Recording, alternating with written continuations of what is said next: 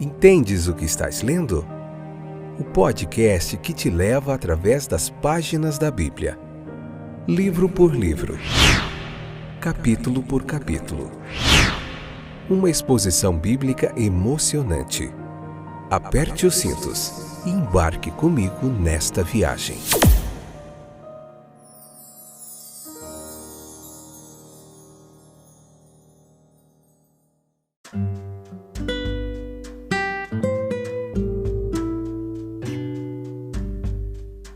Olá, estou de volta, eu sou o Fábio, esse é mais um excepcional, fantástico, fora de série episódio do podcast Entendes o que estás lendo. Muito jóia estar aqui novamente, mais um dia que Deus tem criado para nós, e é motivo da gente se alegrar. Hoje Levítico capítulo 10, vamos começar mais um capítulo, parte 1ª, episódio número 388, esta que é a 5ª temporada, estamos vendo o livro de Levítico. Hoje a gente vai falar muito sobre o fogo falsificado ali, o fogo falso que foi levado à presença de Deus. Hoje tem muito ainda, hein? Tem muito fogo hoje falsificado aí na presença. Isso é trazido para a presença de Deus. Então, meus queridos, como vai vocês? Tudo bom? Tem muita gente nova chegando aí, neste ano novo que se inicia. Tem muitos ouvintes aí que têm aparecido para acompanhar o podcast Entendes o que estás lendo. Meu bem-vindo a todos vocês, que vocês possam ser edificados, aprender aqui nesse projeto que é pregar a palavra de Deus de uma forma sequencial, capítulo por capítulo, de uma forma mais expositiva, uma pregação expositiva, bem fidedigna ao texto, tá bom? Se você quer aprender mais teologia bíblica, teologia do Antigo Testamento, tudo que a Bíblia tem a nos ensinar, aqui é o lugar certo, tá bom? Tenho usado mais de 100 comentaristas bíblicos aí, dicionário, muito conteúdo para dar suporte aqui, para a gente produzir um conteúdo bem legal. Eu que tenho me dedicado há mais de 20 anos a esse trabalho de pregar a palavra de Deus, tá bom? Então vamos lá, vamos considerar a consagração tanto do sumo sacerdote quanto dos sacerdotes. E como entrando em seu ofício na expectativa de receber um sinal, eles o obtiveram na explosão ali de um fogo consumidor. Mas é triste dizer que 2 dos sacerdotes ali, Nadab e Abiú, os filhos de Arão, eles provocam tanto o Senhor por sua presunção que eles são consumidos de forma instantânea. Já tendo contrastado a consagração do sumo sacerdote com o batismo de Cristo e a descida do fogo com a efusão do Espírito no Pentecostes, não podemos resistir ao paralelo apresentado pelo caso de Ananias e Safira a este caso aqui de Nadab e Abiú. Veja se os cristãos são corretamente considerados como sacerdotes para Deus, então o caso de Ananias e Safira é de presunção em um sacerdócio assumido. O paralelo, meus queridos, nos ajudará a ter ideias definidas sobre o pecado. Vamos lá, detalhe por detalhe. Geralmente é uma classe mental problemática que fica intoxicada com posição, cargo, sucesso. Nadab e Abiú, quando são elevados ao sacerdócio, estão tão eufóricos, tão empolgados, que supõem que tudo lhes convém, eles podem fazer o que quiser. E além disso, aliada a esta intoxicação mental e essa excitação, muitas vezes há uma intoxicação física. As probabilidades, elas são a favor de supor que Nadab e Abiú se entregaram ao vinho ou à bebida forte imediatamente após a sua elevação ao sacerdócio, conforme os versículos 9 e 10. E em consequência, eles foram incapazes de distinguir entre o fogo sagrado e seu profano falsificado. A autoconfiança é o resultado natural da intoxicação pelo sucesso. Nadab e Abiú, em sua loucura, pensam que podem se orientar no dever sacerdotal. O seu venerável tio, Moisés, não precisa ser consultado por eles. eles pensam. Eles acham que podem se aproximar da presença divina de uma maneira perfeitamente nova e original. O fogo que veio originalmente do céu e que foi cuidadosamente preservado como um depósito sagrado não é, eles acreditam, nem um pouco melhor do que o fogo que eles mesmos podem acender. Eles não dependerão disso, mas fornecerão eles mesmos um bom fogo.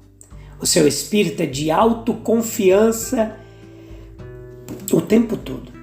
A licença de inovação era muito desnecessária em tal momento, visto que o ritual estava apenas em processo de recepção de aceitação do céu.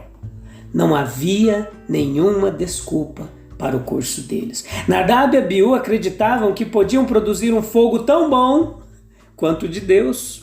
Ananias e Safira acreditavam que a hipocrisia poderia se comportar de maneira tão digna quanto a devoção. Todo fogo é igualmente comum, ou aliás, igualmente sagrado para uma mente que está autoconfiante. Paulo, em 1 Coríntios 13, transmite a ideia de eloquência falsificada, uma exibição sem amor de oratória que observadores casuais podem considerar angelical, de falso entusiasmo e até fé, de modo que nem os mistérios nem as montanhas podem retardar as orações do Espírito sem amor, de falsos martírios, entregando o corpo para ser queimado depois de entregar a fortuna aos pobres. E, no entanto, porque falta amor em tais casos, eles constituem um serviço inaceitável e inútil. Nadab e Abiú, desprezando o fogo divino e entrando em competição com os seus, são consumidos por ele. Em um momento eles experimentam como Deus é um fogo consumidor. Eles experimentam a ira de Deus. Ananias e Safira sentem o mesmo. Deus nos oferece a grande alternativa, ou a santificação pelo fogo do Santo Espírito, ou destruição pela presença do Senhor e da glória de seu poder. Deus será santificado de alguma forma. Se a ira do homem não se transformar em louvor, ela glorificará a Deus até mesmo ao ser contida.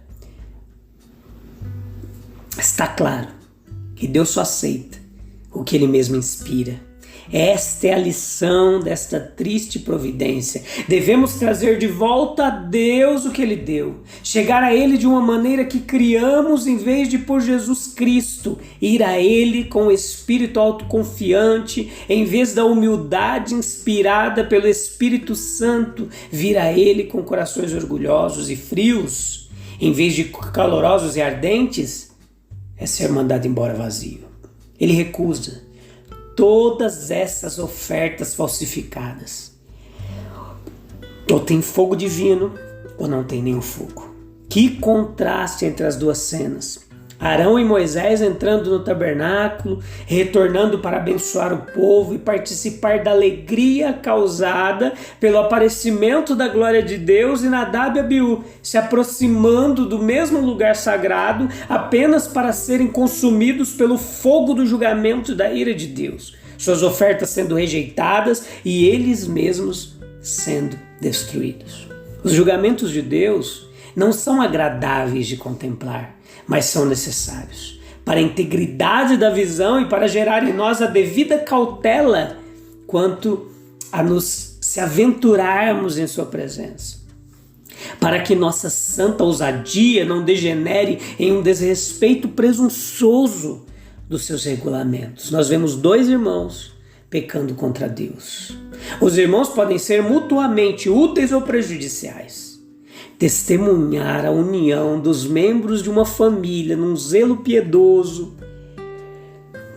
é muito legal, mas muitas vezes o relacionamento provoca mais danos do que bênçãos. Dois jovens trouxeram destruição sobre si mesmos e pesar sobre seus amigos. Morreram sem filhos e, embora mais do que jovens, dificilmente poderiam ter atingido uma grande idade. Eleazar, o irmão seguinte, talvez não tivesse 20 anos nessa época, pois não estava incluído na lista dos homens proibidos de ver ou entrar na terra prometida. Estamos aptos a censurar as más ações dos jovens com muita gentileza e a considerar a juventude como mais uma desculpa do que Deus parece aqui considerá-la. A experiência prova que se a juventude naturalmente se inclina para o mal, também é igualmente com a idade visitada com a justa retribuição. Que se planta, se colhe. Veja que quando o fogo de Deus veio sobre os sacrifícios, aqui no texto, capítulo 10, versículo 1 ao 7, o povo gritou, caiu com o rosto por terra. Enquanto estavam em atitude de oração, Nadab e Abiú pegaram seus incensários, colocaram fogo neles e colocaram o incenso do fogo para se enviar as orações do povo a Deus, como símbolo disso. Nisso eles pecaram e, em consequência, pagaram uma penalidade terrível. Vamos considerar alguns detalhes aqui para a gente entender tudo o que aconteceu. Primeiro, a natureza de seu pecado. Nós somos informados que eles ofereceram fogo estranho a Deus, os incensários estavam certos, sem dúvida foram feitos sob a direção de Bezaleel e Aholiabe, de acordo com os padrões mostrados no monte. A composição do incenso também estava correta. Não temos nenhuma indicação do contrário. Mas o fogo estava errado. Foi um fogo que eles próprios acenderam, não aquele que veio do Senhor. Portanto, representava o próprio Espírito deles e não a presença do Espírito de Deus. Depois, eles agiram sem direção. Esta é a força das palavras. Ele não lhes ordenou. O crime deles não foi somente fazer o que era proibido, mas fazer o que não estava decretado, o que não estava prescrito. A adoração à vontade é ofensiva a Deus. Nenhum grupo de homens ou igreja não inspirados tem que decretar ritos e cerimônias que não estão de acordo com a palavra de Deus. Nós devemos estudar a palavra escrita para provar qual é a boa, agradável e perfeita vontade de Deus. O que a gente mais tem visto hoje é os homens inventando coisas. O que havia sido feito até então foi feito por Arão, seus filhos apenas o ajudando e feito sob a direção de Moisés. Eles desprezaram a autoridade divinamente constituída, o que equivalia ao desprezo da autoridade de Deus. Um sacerdote, por vez, ele deve oferecer incenso para prefigurar aquele verdadeiro sacerdote, cujos méritos, como incenso, investem com fragrância aceitável e dão direção às orações dos santos. Aqui, 2 de uma só vez entram. E não era. As lições que nós aprendemos aqui são várias, que não se deve brincar com Deus, que ele é um fogo consumidor, que a sua vingança costuma ser retributiva, que eles pecaram pelo fogo, eles sofreram pelo fogo, eles preferiram o fogo próprio ao fogo de Deus. O fogo de Deus apagou seus incensários juntamente com a luz de suas vidas. 2 vezes somos lembrados de que eles não tinham filhos. Números capítulo 3, versículo 4, 1 Crônicas capítulo 24, versículo 2. Tão completamente foi a luz deles extinta que não deixaram descendentes. Isto era muito sério aqui nesse contexto histórico, cultural e social. A mensagem do Novo Testamento é: não extingais o Espírito. A presunção foi tão apressada e a destruição foi rápida. Eles não encontraram espaço-tempo para arrependimento. Eles morreram diante da presença do Senhor, próximo ao propiciatório, mas não encontraram misericórdia. Nenhuma ira é mais terrível do que a ira do Cordeiro. Nadab e Abiú, que estiveram no monte contemplando a glória do Senhor, Êxodo 24:1 fala isso, agora são pela ira que emana dessa mesma glória muito humilhados. O versículo 2 nos dá uma noção e uma explicação dessa punição. Ela pode parecer severa, parece para alguns, porque não exclusão do ofício, excomunhão da congregação do Senhor. Por que a penalidade extrema por um ato de erro na adoração? A resposta ela é múltipla. levando em conta aquele contexto social e cultural. A ação deles ali, a pena capital era comum no Antigo Testamento, a morte, muitas vezes permitida por Deus. A ação deles foi, como foi dito, um ato de desobediência voluntária, arbitrária, eles escolheram, foi cometido por aqueles que estavam numa posição muito elevada, foi um pecado por parte dos homens no gozo de altos privilégios e no exercício de uma alta influência. Foi uma coisa má, feita no lugar santo e diante da própria face de Deus. Foi desobediência em conexão com a adoração pública de Jeová, a esfera suprema de atividade em relação à qual era de vital importância para a nação que tudo fosse feito corretamente. Com fogo pecaram, pelo fogo foram consumidos. Deus faz cumprir a penalidade para ultrapassar a transgressão. Tudo que o homem semear, isso ceifará. É a lição de Paulo à igreja em Gálatas. Pecados contra a alma levam a dano espiritual. Contra o corpo, a fraqueza, a doença, a morte. Contra a sociedade, para a desonra e vergonha social. Etc, etc. Uma palavra bem dura aqui, né? Mas a gente precisa aprender como que as coisas aqui aconteceu de uma forma... manifestação da ira divina de Deus acontecia muitas vezes. A gente que hoje vive sob um tempo gracioso da graça de Deus, muitas vezes abusamos, né? Mas Deus também pode ser ira, pode ser justiça, conforme a sua vontade e escolha.